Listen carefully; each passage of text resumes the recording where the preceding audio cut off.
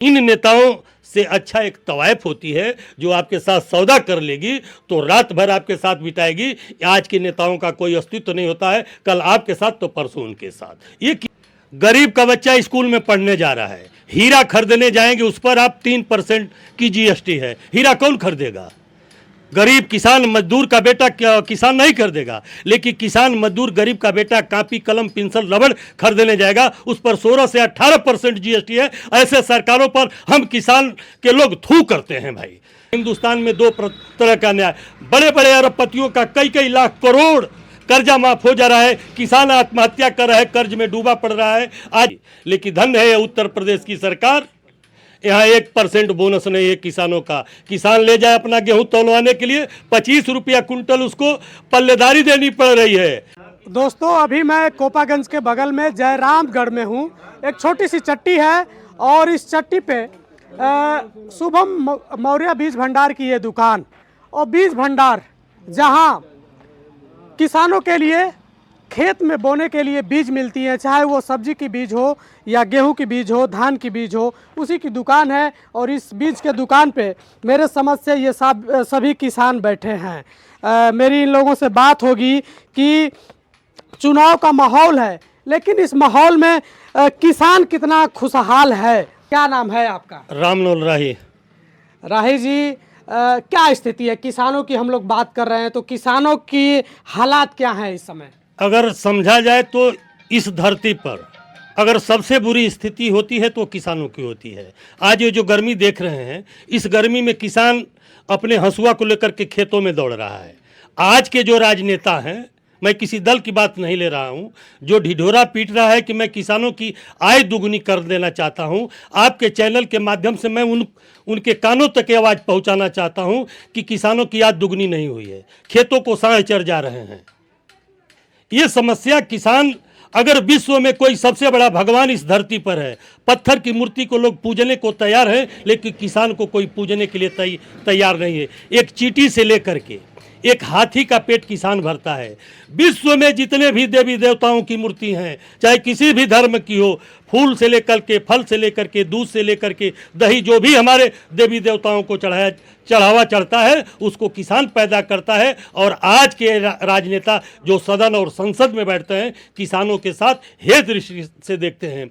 एक सुई पैदा करने वाला जो एक सुई को बना रहा है, रेट वो तय कर रहा है। हम इस जाड़े में, गर्मी में, बरसात में खेतों में मरते हैं। मैं अपने धान और गेहूं का रेट नहीं तय कर सकता हूं, उसको संसद में तय किया जाता है। जो पूंजीपति आढ़तिये हैं, जो बड़े बड़े डीलर मिलों के मालिक हैं, वो किसानों का भाव तय करते हैं। आवाज़ का ये जो सीएम पीएम जो भी नेता हैं, वो किसानों के साथ छलने का काम करते हैं। ये किसानों का दर्द है। इनकी बातों को सिर्फ आप बात ना समझें, इनके दर्द को समझने की कोशिश करें तो शायद किसान कितना कष्ट उठाता है ये चीज़ें आपके जहन में जाएंगी।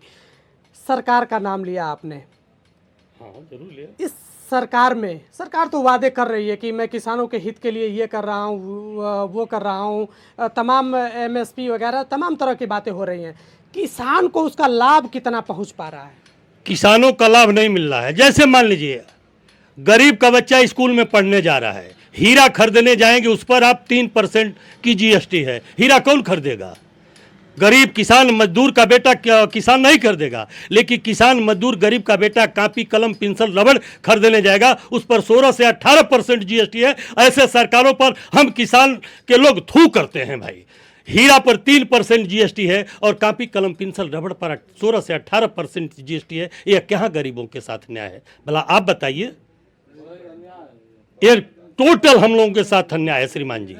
इसलिए आप लोग अपने चैनल के माध्यम से पहुंचावें कि जब किसान मजदूर बुनकर के बेटे को कापी कलम किताब रबड़ पर 16 से 18% जीएसटी देनी पड़ती है, और वहीं पैसे वालों को हीरा खरीदने के लिए 3% जीएसटी देनी पड़ती है। ये हिंदुस्तान में दो तरह का न्याय, बड़े बड़े अरबपतियों का कई कई लाख करोड़ कर्जा माफ हो जा रहा है, किसान आत्महत्या कर रहा है, कर्ज में डूबा पड़ रहा है। आज गेहूं की बालियां खेतों में पड़ी है, पूर्वा पछुआ की हवा से कहीं ओले पड़ रहे हैं, कहीं तेज हवा से गेहूं सो गए हैं, गेहूं पतला हो गया। कहाँ से किसान अपने कर्ज को भरेगा बताइए?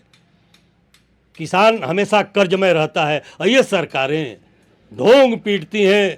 टोस जिस सदन और संसद में उनको जो चटनी मिलती है 150 से लेकर के 650 रुपया प्लेट की वो चटनी खाते हैं, हमारे वोट के दम पर खाते हैं। उनके बाप का कोई वोट नहीं होता है, लेकिन किसान मजदूर बुनकर का वोट लेकर के सदन और संसद के फर्स्ट क्लास के गलियारे में बैठ करके, एसी में बैठ करके वो राज करते हैं। जाइए इस खेतों में देख लीजिए, इस जो समय हो रहा है देख लीजिए, इस धूप में किसान लेकर के हंसुआ लेकर अपने खेतों में गेहूं की कटाई कर रहा है। बताइए कहाँ किसान खुशहाल है भैया? किसान तो वो हूँ। अरे छोड़िए, वो किसानों के साथ छलने का काम करते हैं। हमें 6,000 रुपया सरकार सालीना दे रही है और हमसे 12,000 रुपया हर साल ले रही है। डीजल से लेकर के, पेट्रोल से लेकर के, कीटनाशक दवाई से लेकर के, दवाई से लेकर के, इलेक्ट्रॉल बॉन्ड में जो घोटाला हुए हैं, 12 कंपनियां हिंदुस्तान में ऐसे तमाम, आप जैसे चैनल के माध्यम से हम लोगों को कानों तक आवाज आ रही है कि वो दवाई फायदा नहीं करेगी, नुकसान नहीं करेगी, लेकिन वो दवाई मार्केटों में चल रही है और हम उसको खरीद कर खा रहे हैं। वो हमें फायदा नहीं करेगी, हमें नुकसान करेगी। और उन्हीं कंपनियों से अरबों अरबों रुपया चंदा लेकर के ये लोग जो धंधा कर रहे हैं, ऐसे लोगों पर मैं थू करता हूँ, थू करता हूँ, थू करता हूँ। बड़ी बेबाकी से आप किसानों के दर्द को बयां कर रहे हैं और सरकार की गतिविधियों पर भी प्रकाश डाल रहे हैं। इस समय की जो स्थिति है, खेत में गेहूं है, फसल तैयार है, जिन किसानों के घर अभी एक भी दाना पहुंचा नहीं, और माँ शब्द के बाद एक जो बड़ा विख्यात शब्द है वो किसान है, जो लोगों का पेट भरने का काम करता है। इस समय की क्या स्थिति है जिनके घर में अभी एक भी छटाक पहुंचा नहीं है? देखिए श्रीमान जी, अगर विश्व में सबसे बड़ा कोई पीड़ा होता है तो प्रसव का पीड़ा होता है। माँ जब बच्चे को जन्म देती है उस समय प्रसव का पीड़ा होता है। ठीक उसी प्रकार किसान जब अपने खेतों में फसल को लहलाते देख लेता है, जब तक उसके घर नहीं जाती है तो वो पीड़ा को हमेशा महसूस करता है कि कब मेरी फसल मेरे घर चली जाएगी, मेरे बच्चों का निवाला मेरे खेतों में पड़ा है, कभी आंधी आ जाए, कभी ओले पड़ जाए, कभी बारिश आ जाए। तो ये सरकारें जो होती हैं किसानों के साथ हमेशा छलने का काम करती है भाई। धोखा में रख करके हमसे टैक्स लेती है, हमारे टैक्स से वो लोग ऐसी गाड़ियों में घूमते हैं, ऐसी बंगलों में रहते हैं, अपनी तनख्वाह को लेते हैं। किसी के बाप के पास वो बेमत नहीं है कि वो अपनी तनख्वाह अपने दम पर लें। किसान मजदूर बुनकरों के टैक्स से उनकी तनख्वाह मिलती है, वो पेंशन लेते हैं, लेकिन हम किसान मजदूर बुनकरों को कोई सुनने वाला नहीं है इस जहां में। उन किसानों की बात करें जो खेत में फसल बोकर सपना सजोते हैं कि जब फसल कटेगी तो हमारे बच्चे की फीस जमा हो जाएगी, जब फसल कटेगी तो अपनी बच्ची की शादी में कर पाऊंगा, जब फसल कटेगी तो ये टीन का सेट रख लूँगा, भीगने से बचूंगा।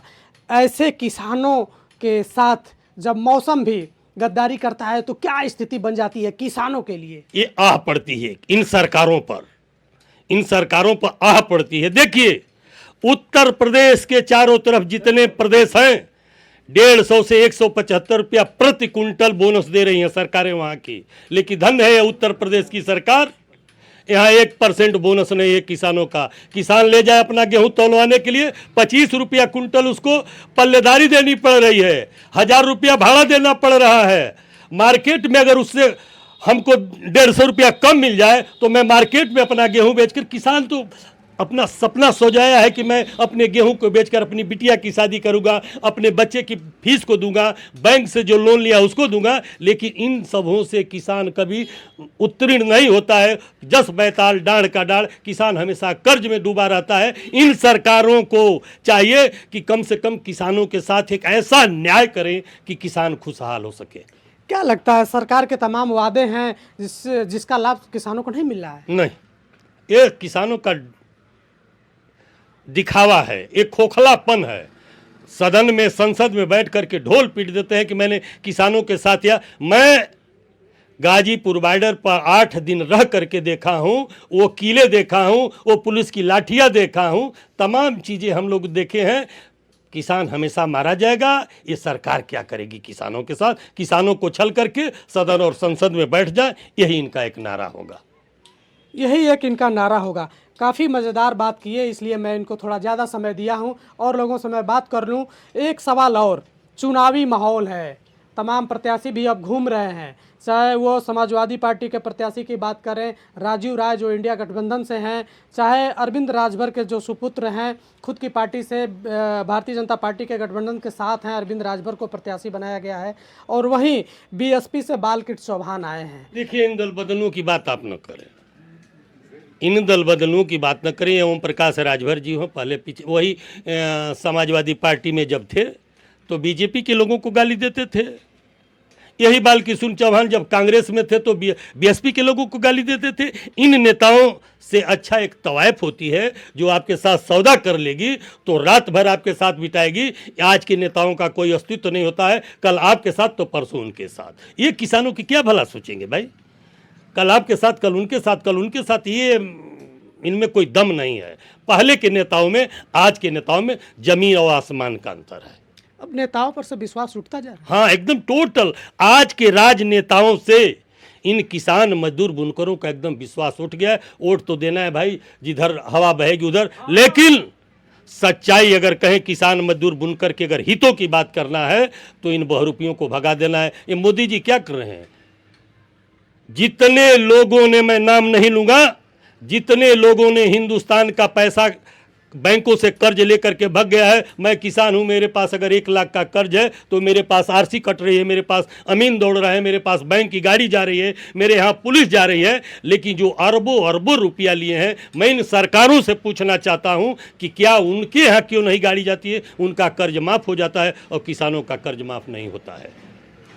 इस सरकार में गरीबों की सुनवाई चाहे वो थाने पर, चौकी पर या इन जगहों पे होती है कि नहीं होती? पहले की सरकारों में जो काम थाना से लेकर के ब्लॉक से थाना, ब्लॉक, अस्पताल, सप्लाई, नहर, सड़क, डाक, कोर्ट, रेल, भाई जितने विभाग हैं, जो 100 रुपया में हो जाता था आज वो 500 रुपया में होता है। तो मैं कैसे कहूँ कि सरकार में सुनवाई होती है? थाने पर चले जाइए 500 रुपया लगेगा, तहसील पर चले जाइए 500 रुपया लगेगा। इनकी एक फीस हो गई है कि भाई हमें ऊपर देना है, काम कराना हो तो दीजिए, नहीं देना तो मत दीजिए। लेकिन सरकार तो दावा करती है कि ये राम राज्य है, सब कुछ सही चल रहा है। रामराज, कौन सा रामराज की बात करते हैं? आइए, अगर इस रामराज पर बात करनी है तो पटल पर बैठ करके हम लोग बात करें। किस रामराज की बात करते हैं? उस रामराज की बात करते हैं जहां निहत्थों को मारा गया, नाम मैं नहीं लूंगा, अक्लमंदे इशारा काफी। ठीक उसी प्रकार आजकल किसानों के ऊपर लाठी चलाई जा रही है। जिस तरह शंभुक ऋषि को मारा गया, एकलव्य का अंगूठा काटा गया, तमाम ऐसे लोग जो हैं, ये सरकारें हैं रामराज का खोखला नारा देने वाली, हम किसानों को छलने का काम कर रही है। लास्ट सवाल, जो ये 3 प्रत्याशियों का नाम मैंने लिया है, राजीव राय, अरविंद राजभर, बालकृष्ण चौहान, तो इन तीनों में से अगर किसी को चुनना होगा तो किसके पक्ष में जाएंगे? भाई अभी तो ये हम लोगों के सोचने की बात है। हाँ। एक नया नाम आप सुने होंगे बद्रीनाथ का, जो घोसी नवनिर्माण मंच बना के और कल्पनाथ राय की विरासत को बचाने की बात करते हैं। तो क्या लगता है, कोई है जो कल्पनाथ राय की विरासत को बचाएगा या क्या होगा? अभी घोसी की स्थिति किस तरफ जा रही है? देखिए, कल्पनाथ राय ने जो कर दिया मऊ जनपद के लिए ही नहीं, पूर्वांचल के लिए जो कर दिया, वो ये ढाक के 3 पात है। बद्रीनाथ त्रिपाठी हो चाहे कोई हो, ये कुछ करिए तो जनता का एक प्रकार वोट लेकर के किसी एक दल को लाभ पहुंचाने के लिए, मैं किसी दल का नाम नहीं ले रहा हूं, आपका, इनका, उनका वोट लेकर के, जात धर्म मजहब के नाम पर वोट लेकर के किसी एक दल को लाभ पहुंचाने के लिए ये लोग अपनी अपनी डफली पीट रहे हैं। डफली पीट रहे हैं।